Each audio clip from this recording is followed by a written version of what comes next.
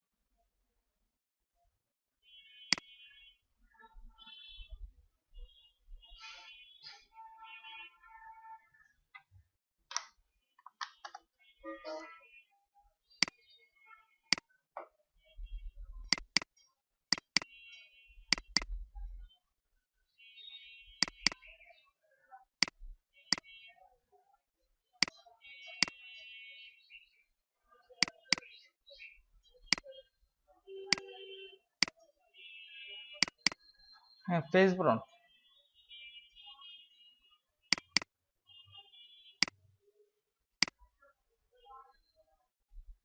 দেখেন আমি একটা ছবি নিলাম, এই ছবির মধ্যে ফেস ব্রণ আছে। কন্ট্রোল প্লাস দিয়ে বড় করব। সবসময় দাগ তোলার সময় ছবিটা যত বেশি বড় করে কাজ করা যায় তত বেশি সুন্দর হবে। টুলস থেকে এটাকে বলা হয় ক্লোন স্ট্যাম্প টুলস। ক্লিক করলাম। ক্লিক করার পর দেখেন এখানে একটা বৃত্ত চলে আসছে। বৃত্তটাকে আমরা ছোট বড় করতে পারি। এটাকে বলা হয় মাস্টার ডায়ামিটার। হ্যাঁ, এটাকে ছোট বড় করতে পারবো। এরপর আসতেছে এই ব্রণ, এটার পাশাপাশি যেই জায়গাটা ভালো আছে, ব্রণ নাই বা দাগ নাই, ওই জায়গাটাকে আমরা কালারটা কপি করে নিতে হবে। বৃত্তটা এই জায়গাতে নিলাম, যেহেতু এখানে অংশটা ভালো আছে। নেওয়ার পর অল্টা চেপে ধরে, কিবোর্ডের মধ্যে অল্টা চেপে ধরে মাউস ক্লিক করব। মাউস ক্লিক করার সাথে সাথে ওই যে বৃত্তর যে স্থানে ওই কালারটা আমার ক্লিকের মধ্যে চলে আসছে। এরপর আমি দাগের উপর গিয়ে ক্লিক করে দিব, দাগটা উঠে যাচ্ছে। এখানে ক্লিক করলাম, এই দাগটা তুলবো। এখানে ক্লিক করলাম, এই দাগটা তুলবো। এখন প্রশ্ন থাকতে পারে পাশাপাশি কেন ক্লিক করব। এখন কথা হলো, আমি এই দাগটা তোলার জন্য যদি আমি এখান থেকে কালারটা নিই, আমার মনে হচ্ছে যে এই কালারটা প্রায় কাছাকাছি, কিন্তু আমি যখন এখান থেকে দূর থেকে কালারটা নিব, এখানে দেওয়ার সাথে সাথে এটা আবার একটা স্পট দাগ দাগ দেখা যাচ্ছে। তার অর্থ কি আমরা ফেসের কালারটা কাছাকাছি জায়গা থেকে নিতে হবে। এই কালারটা যদি তোলার জন্য যদি আমি এখান থেকে কালার নিই, এই জায়গা থেকে এখানে দেওয়ার সাথে সাথে এখানে উল্টা একটা স্পট পড়ে যাচ্ছে, তার থেকে এই কালার সাথে এই কালার অ্যাডজাস্ট নাই, কিন্তু সেজন্য আমার থেকে কাছাকাছি জায়গা থেকে কালারটা নিয়ে নিতে হবে। এই দাগের পাশাপাশি গিয়ে অল্টাতে চেপে ধরে মাউস ক্লিক করে কালারটা কপি করে নিব, দাগের উপর গিয়ে ক্লিক করে দিব, সাথে সাথে দাগটা রিমুভ হয়ে যাবে। দেখেন এটা কিভাবে করি, দেখেন এটা একটা কিন্তু বড় একটা স্পট। হ্যাঁ, আমি এদিক থেকে কপি করে নিয়ে এদিকে মিলাচ্ছি, কিন্তু এদিক থেকে কপি করে নিয়ে এখানে মিলাচ্ছি।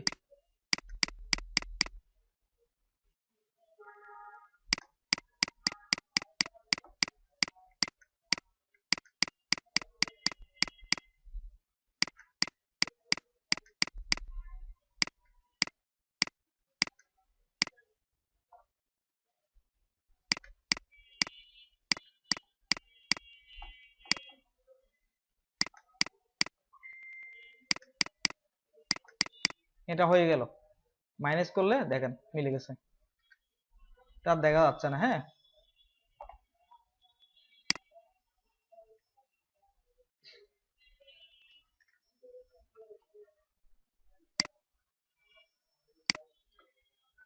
এই দাগটা তোলার জন্য এখান থেকে নিতে হবে কালারটা। এভাবে করে আমরা ছবির দাগ তুলতে পারবো। ঠিক আছে, কাজ শেষ করার পর ফাইলে গিয়ে আমরা যা সেভেজটা করে দিলে হয়ে যাবে। সেভেজ করে নিতে হবে যে কোনো একটা নাম দিয়ে। আমাদের বিভিন্ন রকম ছবি রেডি করতে গেলে সমস্যা থাকলে এই ধরনের